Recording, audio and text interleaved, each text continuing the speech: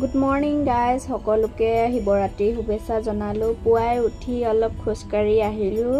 লগত এয়া পপি, ই য'ত যাওঁ লগতে যায় আৰু চাহ তাহ খাই গা পা ধুই মন্দিৰ যাব ওলালোঁ।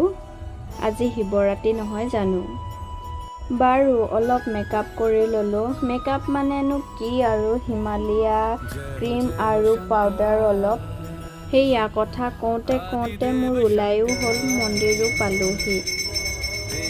আৰু এইটো মোৰ জীৱনৰ প্ৰথমটো মিনি ব্লগ। কিবা যদি ভুল হয় প্লিজ ক্ষমা কৰিব আৰু মোৰ চেনেলটো প্লিজ ছাবস্ক্ৰাইব কৰি দিব, লগতে লাইক কমেণ্ট এটাও কৰি দিব।